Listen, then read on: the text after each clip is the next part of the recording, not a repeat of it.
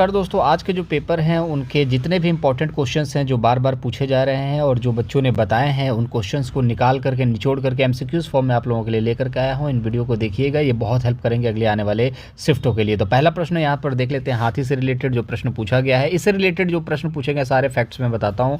हाथी का बच्चा 3 महीने का जो होता है वो 200 किलोग्राम का हो जाता है, बिल्कुल ये फैक्ट है। 200 किलो तक पत्ते खाता है, गलत बात है। ये 100 किलो तक पत्ते खाता है, इस चीज़ को याद रखिएगा। हाथी 4 घंटे सोता है, बिल्कुल फैक्ट है। 4 घंटे 2 से 4 घंटे ही सोता है, मेहनती होता है, इस चीज़ को याद रखिएगा, ठीक है ना। और दूसरी बात है, बुजुर्ग हथनी जो होती है झुंड का सरदार होता है, बिल्कुल फैक्ट वाली बात है। जो बुजुर्ग हथनी होती है झुंड का सरदार होता है। 12 से 13 साल की उम्र में जो युवा हाथी होते हैं वो अपने झुंड को छोड़ देते हैं, ये भी याद रखिएगा। इसका जो रंग होता है सांवला, जिसकी वजह से इसको गर्मी बहुत ज़्यादा लगती है। इसका जो कान का पंख जो कान होता है ये पंखों का भी काम करता है। गर्माहट जैसे गर्मी होती है तो हवा लेने के लिए आपको देखने को मिलेगा। जैसे आपने देखा होगा गाँव में जो आप पूँछ का इस्तेमाल किया जाता है, तो जैसे गाय वाय हैं पूँछ का इस्तेमाल करती हैं हवा करने के लिए, तो यहाँ पर हाथी जो है कान का इस्तेमाल करती है।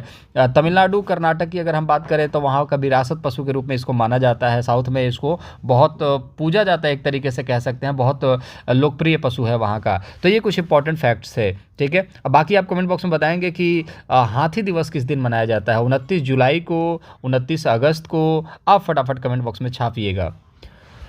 देखिए, पक्षी के पंखों से भी यहाँ पर कुछ प्रश्न पूछे गए थे, तो पंखों के कार्य क्या नहीं है, तो याद रखिएगा। अभी इससे पहले का जो क्वेश्चन था उसको हम देख लेते हैं, उसका आंसर जो मैं आपको बता देता हूँ। क्या कथन गलत कौन सा है, तो कथन गलत जो है ऑप्शन नंबर 2 है, क्योंकि जो 100 किलो पत्ते खाता है 200 किलो नहीं खाता है। अब यहाँ पर भी मैंने एक क्वेश्चन बनाया है। देखिए, बच्चे बोल रहे हैं कि सर पंखों से सवाल थे, क्या कार्य हैं, तो मैंने ऑप्शन खुद से यहाँ पर डिजाइन करे हैं दोस्त, ठीक है ना। ऑप्शन बच्चा नहीं बता सकता, तो मैं गलत गाइड नहीं करने वाला हूँ। जो क्वेश्चन परफेक्ट थे, जो बच्चे पूछ रहे हैं, जो बता रहे हैं, उन्हीं क्वेश्चंस को हम लोग एमसीक्यूज फॉर्म में आपकी सुविधा के लिए लेकर के आया हूं दोस्त, ठीक है। तो पक्षियों के पंख के बारे में मैंने जब वर्ड पढ़ाया था तो उसके बारे में बताया था आपको, और जो चीज़ें मैंने पढ़ाई है वही चीज़ आया है। इक्का दुक्का क्वेश्चन जो है नए देखने को भी मिलते हैं, ठीक है ना। तो इस चीज़ को भी याद रखिएगा, जो मैं पढ़ा रहा हूँ 100% तो नहीं आ सकता। एक आधा क्वेश्चन ईवीएस में तो आपको इधर उधर से देखने को मिलेंगे। बाकी पेडागोजी जो 75 नंबर का मैंने पढ़ाया है ना, उसमें 75 आपके कहीं नहीं गए, इस चीज़ को याद रखिएगा, ठीक है। तो पक्षी के पंख का कार्य नहीं है, क्या है।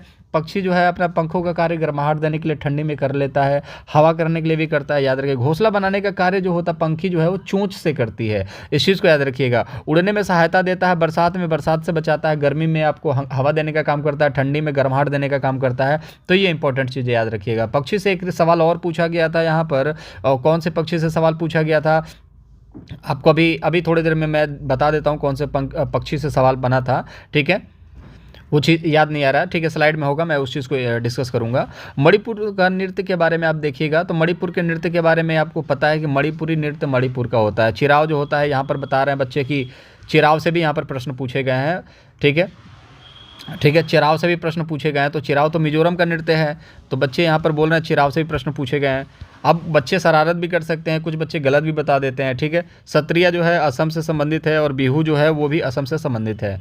घरों से भी यहाँ पर सवाल बने हैं दोस्त। हमने जो आपको बताया है कि कहाँ पर किस तरीके के घर बनते हैं, तो कटीली झाड़ियों का इस्तेमाल घर बनाने में करते हैं। तो राजस्थान में घरों को लेकर के बात पूछी गई है। तो राजस्थान में आपको पता है कि दीवारें जो होती हैं वो मिट्टी की होती है, कटीली झाड़ियों का छतों पर इस्तेमाल किया जाता है, तो राजस्थान है, ठीक है। इस चीज़ का याद रखिएगा। असम में बाँस के घर बनाए जाते हैं, ठीक है।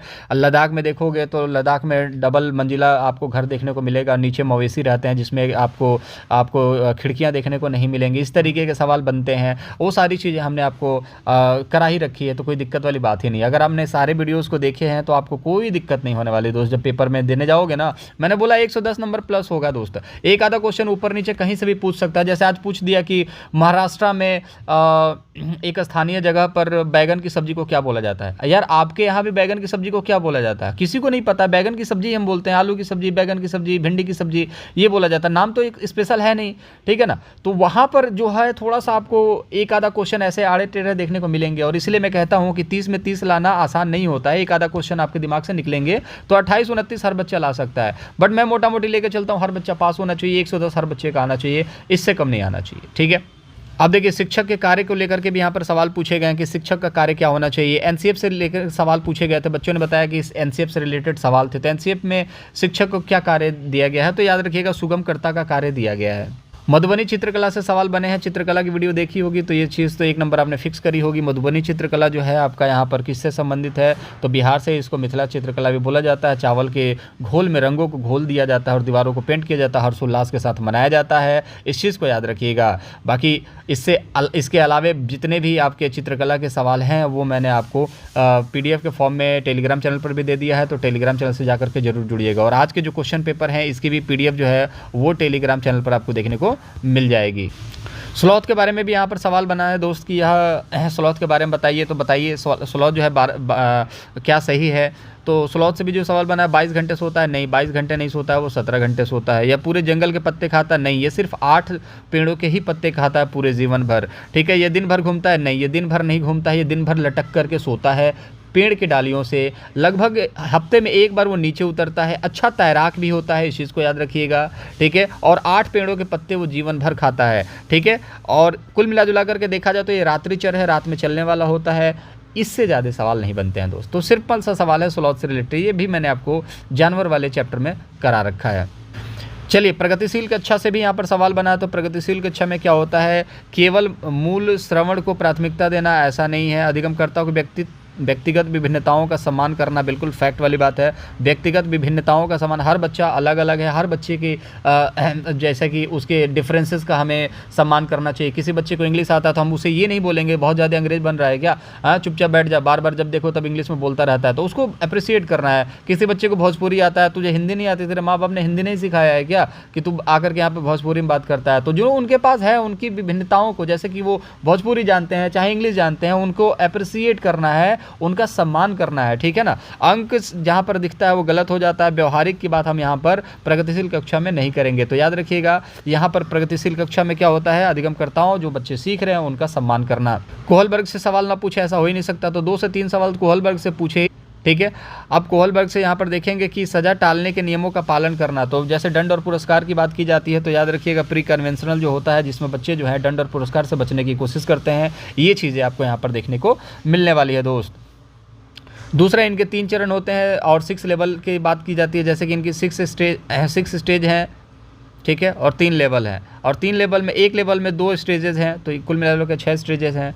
तो किस स्टेज की बात की जा रही है, तो प्री कन्वेंशनल मतलब पहले स्टेज की बात की जा रही है, जिसमें बच्चे दंड और पुरस्कार से सीखते हैं। बाकी सारी चीज़ें डिटेल में हमने कराई रखी है, उस चीज़ को जरूर जा करके देखिएगा।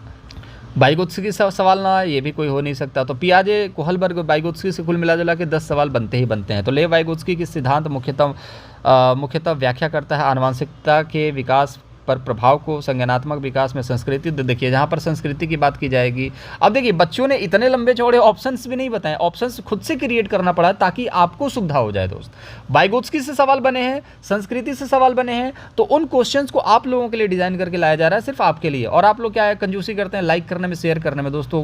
तो सब्सक्राइब कीजिए, लाइक कीजिए, शेयर कीजिए, क्योंकि आपके लिए मेहनत है। कल भी कुछ क्वेश्चंस होंगे, उन क्वेश्चंस को भी आप लोगों के साथ डिस्कस करा जाएगा एमसीक्यूज फॉर्म में। बच्चे आप भी जाओगे तो आप ये नहीं बताओगे कि ये क्वेश्चन था, ये ऑप्शन था, आप सिर्फ क्वेश्चंस बताओगे, उसके हिसाब से हम ऑप्शंस डिजाइन करेंगे आपके लिए, और उन ऑप्शंस के थ्रू हम लोग यहाँ पर प्रैक्टिस करते हैं। ठीक है, तो याद रखिएगा वाइगोत्स्की सांस्कृतिक जो होगा ये इंपॉर्टेंट है, ये राइट आंसर ऑप्शन नंबर 2। बाल केंद्रित शिक्षा से यहाँ पर सवाल बनते हैं दोस्त कि एक अध्यापिका किसको महत्व देती है। तो बाल केंद्रित शिक्षा में बच्चे जो हैं वो किस पर, देखिएगा निरंतर वस्तुनिष्ठ रूपी परीक्षा गलत हो गया। सक्रिय संरचना, ठीक है, प्रक्रिया ये इंपॉर्टेंट है। पाठ्यक्रम को, समापन को गलत हो गया। अनुशासन, कठोरता को गलत हो गया। ऑप्शन नंबर 2 सही हो गया। समाजीकरण की एजेंसी से सवाल बनते ही बनते हैं। तो यहाँ पर देखेंगे कौन सा समाजीकरण का प्राथमिक कारण है। तो यहाँ पर देखेंगे पुस्तकें जो है नहीं है, निकटस्थ परिवार, ठीक है। माता पिता, कार्यस्थल नहीं होगा, अस्पताल नहीं होगा। तो माता पिता का ऑफिस जो है वो समाजीकरण की प्राथमिक कारण नहीं है, परिवार है, आसपास के लोग हैं। तो ऑप्शन नंबर 2 जो होगा राइट आंसर होगा। सारी चीज़ें ऑलरेडी हमने सभी चीज़ों को डिस्कस कर लिया है और वही सारे क्वेश्चन बार बार रिपीट हो रहे हैं। जीन पियाजे की संज्ञानात्मक विकास के सिद्धांत की मूर्त संक्रियात्मक अवस्था का संरूप, 2nd स्टेज के बारे में पूछा गया था, लेकिन मैंने यहाँ पर आपको सारी चीज़ें करा दी हैं। पहला स्टेज है 0 से लेकर के 2 वर्ष। दूसरा स्टेज है जिसको पूर्व संक्रियात्मक अवस्था बोलते हैं, 2 से लेकर के 7 वर्ष।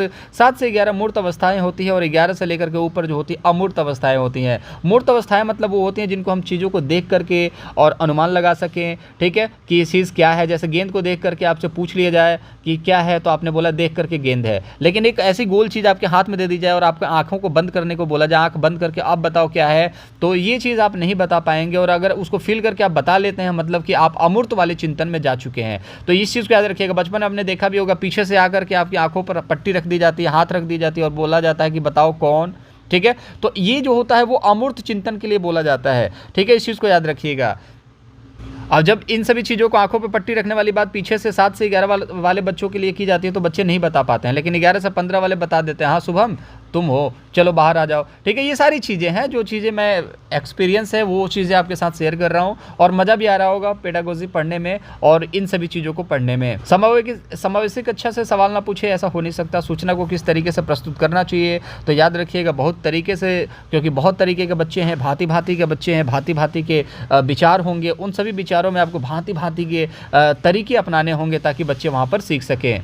केवल वाला नेगेटिव होता है, आपने पेपर तो उड़ाया होगा, अगर पेपर आज था तो आप सच बताइएगा क्या पेपर जितने भी कंटेंट मैंने एक हफ्ते में दिए हैं क्या आपका उससे सीटेड नहीं निकला? एक हफ्ते में जितना मैंने पढ़ा दिया है ना उससे बाहर सीटेड में कुछ भी नहीं पूछा जाता, और जितना मैं पढ़ा रहा हूँ ना ये प्लस होता जाएगा आपके नॉलेज में, इस चीज़ को याद रखिएगा। अधिगम प्रक्रिया के बारे में भी सवाल यहाँ पर बनते हैं, तो अधिगम एक जो है यहाँ पर गलत क्या है ये पूछा जा रहा है। अधिगम निरंतर चलती है, बिल्कुल फैक्ट है। अधिगम प्रक्रिया में त्रुटियाँ और गलतियाँ अप्रासंगिक है, नहीं, त्रुटियाँ और गलतियाँ जो है एक्सेप्टेबल है, नॉन एक्सेप्टेबल नहीं है। मतलब यहाँ पर अप्रासंगिक मतलब कि एक्सेप्टेबल नहीं है बात की जा रही है, तो गलत हो गया। तो ऑप्शन नंबर सेकंड गलत हो गया। व्यक्तिगत और पर्यावरणीय कारकों का आधारित होता है, फैक्ट है। अधिगम जो है सक्रिय रूप से होता है, इस चीज़ को भी याद रखिएगा, ठीक है। तो गलत क्या है? Option number second. कुछ मैथ के भी सवाल देख लेते हैं दोस्त। 8 सेंटीमीटर और 10 सेंटीमीटर भुजाओं वाले एक आयत को 4 समान आयतों में विभाजित किया जाता है। जैसे एक आयत है जिसका 8 सेंटीमीटर है ये और ये 10 सेंटीमीटर है, तो इसका परिमाप क्या होगा? 2L इंटू बी हो जाएगा, L प्लस बी हो जाएगा। 18 L इंटू बी, 10 और 8 L प्लस बी, ठीक है, ठीक है। चलिए अभी इसको इस तरीके से करते हैं, ये 8 है और ये 10 है। अब इसको 4 भागों में बांट दिया गया, तो ये 10 है तो ये क्या हो जाएगा? 5 हो जाएगा, और ये 8 है ये क्या हो जाएगा? 4 हो जाएगा, ठीक है। ये भी आपका 5 हो जाएगा, ये भी आपका 4 हो जाएगा, ये भी आपका 4 हो जाएगा, ठीक है। ये 5 हो जाएगा, 5 हो जाएगा। तो ये पूछा जा रहा है एक का जो है परिमाप क्या होगा, ठीक है। मैं एक बार और साफ तरीके से बना देने की कोशिश कर रहा हूँ, ठीक है। ये लंबाई है और ये चौड़ाई है, ठीक है। ये 8 है पूरा और ये 10 है पूरा। अब इसको 4 भागों में बांट दिया गया, तो जब बीच से 4 भागों में बांटोगे तो ये 4 हो जाएगा, ये भी 4 हो जाएगा, ये भी 4 हो जाएगा, ये भी 4 हो जाएगा, और ये 5 हो जाएगा, ये 5 हो जाएगा, ये भी 5 हो जाएगा, ये भी, क्योंकि आपको आयत में पता है आमने सामने की भुजाएं बराबर होती हैं। तो पूछा जा रहा है एक का बताइए, तो ये एक 4 है और एक 5 है, ठीक है। तो अब कैसे बनेगा? 2L प्लस बी, ठीक है। अब 4 और 5 कितना होता है? 9 इंटू 2 कितना हो गया? 18। तो सिंपल सी बात है, ऑप्शन नंबर बी जो होगा राइट आंसर होगा। इस तरीके के सवाल बनते हैं। अगर आपकी प्रैक्टिस पहले से है तो आपको समझ में आ रहा होगा, जब आपको इन सभी चीज़ों के बारे में नॉलेज नहीं है तो थोड़ा सा मुश्किल आपको होगा। अब एक सवाल बना है कि वह संख्या जिससे 88 और 160 को विभाजित करने पर शेषफल क्रमशः 3 और 7 आएगा। तो इसमें कुछ करने की जरूरत नहीं है, पहले आप 88 लिखो यहाँ पर, ठीक है, और 13 से भाग देना स्टार्ट करो। 13 से भाग दोगे तो क्या होगा? 13 छके 78, 78 मतलब भागफल कितना बचा? 10। तो भागफल जब शेषफल कितना बचा? 10। और यहाँ पर आप देखोगे शेषफल कितना बच रहा है? 3, तो ये गलत हो जाएगा। फिर हम 21 से करने की कोशिश करेंगे, 88 को 21 से करने की कोशिश करेंगे, तो 21 से जब कोशिश करेंगे तो 4 बार में जाएगा 84, ठीक है। तो 4 बचता है शेषफल, लेकिन यहाँ पर बचा कितना है? 3, तो ये भी ऑप्शन गलत हो गया। अब तुक्का वाली वीडियो भी बताई है, अब तुक्का मारना है तो 2 गलत हो गया। अब दोनों में से मार के देखो कौन सा होता है, लेकिन फिर भी हम देखते हैं। हमने 88 को देखा, 17 से 17 पचे 85, बचा कितना? 3 यहाँ पर देखने को मिला कि ये क्रमशः शेष बच रहा है। आगे देख लेते हैं, 28 से करने की कोशिश करेंगे, ठीक है। तो 28 से कोशिश करेंगे तो 28 से 3 बार में जाएगा, 20 3 60, 38 के 24 84, बचा कितना? 4। तो ऑप्शन नंबर सी जो होगा राइट आंसर होगा, क्योंकि यहाँ पर देखोगे तो यहाँ पर 10 बच रहा है, यहाँ पर 4 बच रहा है, यहाँ पर भी 4 बच रहा है, यहाँ पर 3 बच रहा है। तो ऑप्शन नंबर क्या हो जाएगा? सी जो होगा आपका राइट आंसर हो जाएगा, ठीक है। तो इस तरीके के कुछ प्रश्न बने हैं, कुछ भिन्न वाले प्रश्न हैं जो बच्चे बताएंगे, उन्हीं चीज़ों को तो हम आपके सामने लेकर के आएंगे दोस्त, ठीक है। अपने मन से तो हम कोई चीज़ ऐसा नहीं बना देने वाले हैं कि यही सवाल बने हैं। जिन बच्चों ने बताया कि ऐसे ऐसे प्रश्न बने हैं, उन प्रश्नों को हमने आपके सामने डिस्कस कर दिया। जितने इंपॉर्टेंट क्वेश्चंस थे, जब शुरू में मैंने बताया कि 27 प्रश्न रिपीट हुए हैं, फिर मैंने बताया कि लगभग 45 प्रश्न रिपीट हुए हैं, एज इट इज़ पूछ लिए गए हैं, जो परीक्षाओं में बार बार पूछे गए हैं। बाकी पेडागोजी की तो बात ही नहीं है। पेडागोजी में तो क्वेश्चंस बनाए जाते हैं मेमोरी बेस्ड, जो हमने टेक्निक टैगवर्ड से सीखे हैं वैसे उड़ाओगे क्वेश्चंस को, वो आपको क्वेश्चंस कभी याद नहीं होंगे। वो जब क्वेश्चन देखोगे तभी आपको ऑप्शन से रिलेट करके चीज़ों को करना होता है।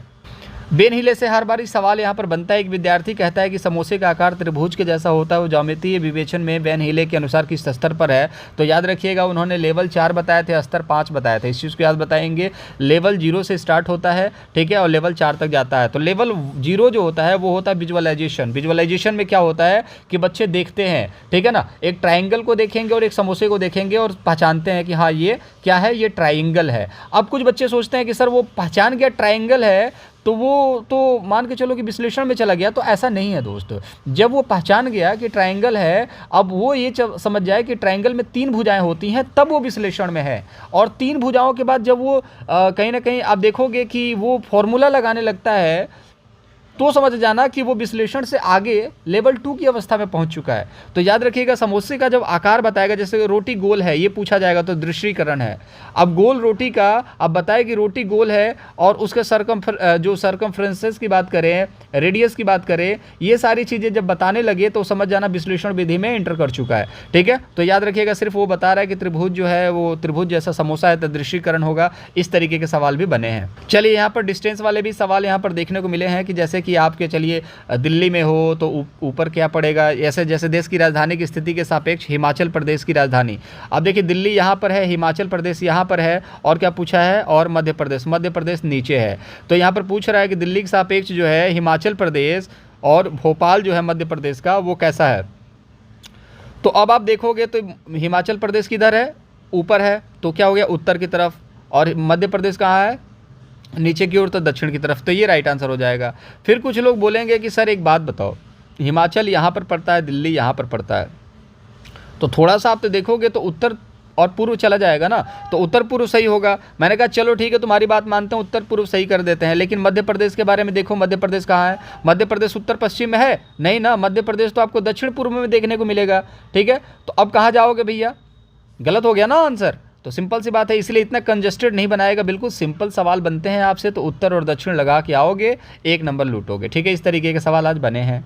चलिए, अरब सागर से रिलेटेड कुछ सवाल बने हैं कि हमारे देश के किस राज्य केंद्र शासित प्रदेश की जो सीमा है अरब सागर से सटती है। मैंने आपको पहले भी कराया है, अगर आपने नहीं करा है तो बस वही चीज़ है कि आप लोग अब कर लो, क्योंकि आपकी परीक्षाएं जो हैं वो इन सभी से रिलेटेड होती हैं, और जितनी चीज़ें मैं बता रहा हूँ सारी चीज़ें परीक्षाओं में पूछा जाता है। हमारे देश के किस राज्य केंद्र शासित प्रदेश की सीमा समुद्री अरब सागर से लगती है। तो आंध्र प्रदेश मैंने आपको पहले भी बताया है, ये किस चीज़ से सटती है, ये आपके बंगाल की खाड़ी से सटती है। कर्नाटक सटता है, गोवा सटता है, महाराष्ट्र सटता है, केरल सटता है। ये सब किससे सटते हैं, अरब सागर से। पुदुचेरी, ठीक है, पश्चिम बंगाल, उड़ीसा, आंध्र प्रदेश, ये सारे किससे सटते हैं, ये सारे सटते हैं आपके बंगाल की खाड़ी से। इस चीज़ को याद रखिएगा। तो अरब सागर से कर्नाटक। चिराव नृत्य के बारे में बच्चे बता रहे हैं कि पूछा गया है, तो चलिए इस चीज़ के बारे में भी देख लेते हैं। चिराव नृत्य जो है संबंधित है वो मिजोरम से, असम से सत्रिय अबहू, ओडिशा से आप देखोगे ओडिसी, झारखंड के बारे में आप कमेंट बॉक्स में बताना। वैसे पूछा तो नहीं जाता, बट कमेंट बॉक्स में आप ज़रूर बताना झारखंड का नृत्य क्या है जो सीटेट में पूछा जाता है, और नहीं पूछा जाता है फिर भी आप बताओ कि क्या है कुछ फेमस। ईवीएस के संदर्भ में बच्चा अपने वातावरण में निम्न में किस ढंग से देखता है, तो उसे पृथक रूप से, उसे समग्र रूप से। तो याद रखिएगा समग्र रूप से। अभी पियाजे पर भी आएंगे, परेशान नहीं होना है, सभी चीज़ों को डिस्कस करेंगे। अब यहाँ पर देखें, निम्न में से क्या ईवीएस के अधिगम में प्रक्रिया कौशल को चिन्हित करता है। तो याद रखिएगा वर्गीकरण। अब बहुत सारे बच्चे वर्णन की बात करेंगे। देखिए, डिस्क्रिप्शन जो है इंपॉर्टेंट नहीं है, ठीक है, वर्णन करना। आप किसी चीज़ के बारे में वर्णन करेंगे तो ईवीएस के लिए इंपॉर्टेंट थोड़ी ना है। आपसे मान लीजिए शेर है और यहाँ पर बाघ है, अब आपसे बोला जाए शेर के बारे में बोलो, बाघ के बारे में बोलो, और आपने बोलना स्टार्ट कर दिया। दोनों मांसाहारी पक्षी हैं, दोनों जो है शिकार करते हैं, दोनों शिकार करके खाते हैं, तो ठीक है, आप उनके बारे में वर्णन कर रहे हो, तो आप इससे ईवीएस थोड़ी सीखोगे। आप ईवीएस की आपकी पहचान कैसे हो सकती है, जब आप इन दोनों को आइडेंटिफाई कर लोगे कि हाँ ये शेर जो होता है जंगल का राजा है, ठीक है ना। आप देखोगे चीता है, बाघ है, तेंदुआ है, इनमें धारियाँ होती हैं, अलग अलग तरीके के रंग की वजह से इनको पहचाना जाता है, मूँछों को देख के इनके पहचाना जाता है, सारी चीज़ें हैं। ऐसे वर्गीकरण इंपॉर्टेंट है, ठीक है ना। आप डिवाइड कर ले तो पक्षियां हैं, फिर ये आपके जानवर हैं, ये मनुष्य हैं, ठीक है ना, ये जलीय जीव हैं। तो इस तरीके से वर्गीकरण इंपॉर्टेंट है। तो अधिगम के प्रक्रिया कौशल में वर्गीकरण करना इंपॉर्टेंट है, ताकि पता चल सके आपने कितना सीखा। अब बच्चों के में भाषा विकास को लेकर के भी सवाल बनते हैं। भाषा विकास से संबंधित कौन है, तो जब अब देखिए चौमस्की साहब से सवाल बनते हैं, भाषा अर्जन की क्षमता किससे है, तो चौमस्की से है। भाषा विकास किससे संबंधित है, तो वातावरण से संबंधित है, ठीक है। लेकिन यहाँ पर संबंधित हो गया केवल वातावरण, तो ये भी गलत है। क्यों? क्योंकि चौमस्की ने ये कहा था कि एक एलईडी पाया जाता है शरीर के अंदर, जो दिमाग के अंदर, जो आपको भाषा सीखने में मदद करता है। मतलब कि वो एलईडी कहाँ से मिलती है, आनुवंशिकता से मिलती है। तो ये भी आपका यहाँ पर केवल गलत हो गया। तो आनुवंशिकता वातावरण दोनों इंपॉर्टेंट है भाषा सीखने के लिए, ठीक है ना। ऑप्शन नंबर सी जो होगा वो राइट आंसर हो जाएगा, ठीक है। कई बार क्या होता है कि जब माता पिता इंटेलिजेंट है तो बच्चा भी इंटेलिजेंट होता है, माता पिता इंटेलिजेंट नहीं है तो बच्चा भी इंटेलिजेंट नहीं होता है। तो बच्चा इंटेलिजेंट नहीं होगा तो हो सकता है वो भाषा ना सीख पाए, चीज़ों को, बहुत सारी चीज़ों को ना कर पाए, बहुत सारी चीज़ें हो सकती हैं। उन सभी चीज़ों को तो हम लोग पढ़ के सीख रहे हैं ना, ताकि आने वाले फ्यूचर में हम अच्छा सिखा सकें बच्चों को। बाल विकास से यहाँ पर सवाल बनते ही बनते हैं। तो बाल विकास के बारे में आपको पता होना चाहिए कि बाल विकास के संदर्भ में कौन सा कथन सही है। शरीर के केंद्रीय भाग से बाहर की तरफ जाता है, ये बिल्कुल सही बात है, जिसको हम अधोमुखी कहते हैं। और जो सर से नीचे की तरफ जाता है तो उसको हम लोग शीर्षोमुखी कहते हैं। विकास आनुवांशिकता से प्रभावित नहीं होता, गलत बात है, होता है। ऐसे क्षेत्र में विकास का अन्य क्षेत्रों के विकास पर प्रभाव नहीं पड़ता है, प्रभाव पड़ता है, इस चीज़ को याद रखिएगा, गलत हो जाएगा। विकास पूर्णतः संज्ञानात्मक है, नहीं, भावात्मक है, संवेगात्मक है, वातावरणीय है, सामाजिक है। विकास सभी चीज़ों से related. Option number first right answer है, ठीक है। तो कुछ इंपॉर्टेंट क्वेश्चंस थे जिनको हम लोगों ने बहुत शॉर्ट टाइम में देख लिया, इसको रिवीजन कर लीजिएगा। बाकी वीडियोस हैं प्लेलिस्ट की, उनको ज़रूर देखिएगा। वीडियो से हेल्प मिल रही हो तो वीडियो को लाइक कीजिएगा। पूरा अगर आपने देखा है तो चैनल को सब्सक्राइब जरूर कीजिएगा। अगर हेल्प मिली हो तो कुछ पूछना है, कुछ बताना हो, अच्छा जो लगा वीडियो का पार्ट, तो कमेंट बॉक्स में ज़रूर बताइएगा। मुझे बहुत अच्छा लगेगा आप जो चीज़ों को बताएंगे कि हाँ सर जो आपने पढ़ाया वही आया, और जो पढ़ा रहे हैं उसी में से पेपर आ रहा है, तो मुझे भी बहुत अच्छा लगेगा। और मैं और मेहनत करूँगा ताकि और भी जो कंटेंट छूट जा रहे हैं उन कंटेंट्स को भी ऐड कर दूं, ताकि आप 110 नहीं 120 प्लस स्कोर करने की भी आप कोशिश करते रहें। टेक योरसेल्फ, अपना ख्याल रखिएगा दोस्तों। मुलाकात अगले वीडियो में करेंगे, तब तक के लिए बाय बाय।